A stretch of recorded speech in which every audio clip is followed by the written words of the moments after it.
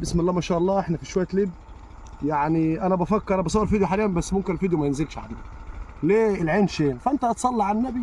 لو شفت الفيديو يبقى انت تصلي عليه.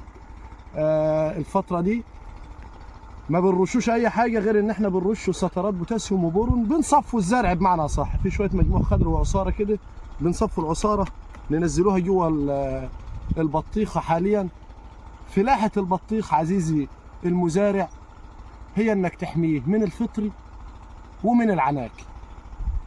الباقي كله سهل، كله خبر خير.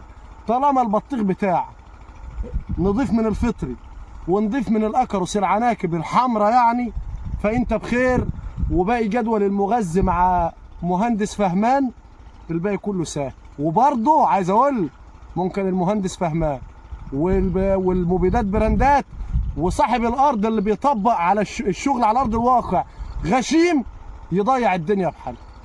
فالرك برضه ان صاحب الارض يكون فاهم، وانت يعني لما يبقى صاحب الارض فاهم فلاحه وفاهم مبيدات وتطبيق مبيدات بيريحك التلتين يا اخي.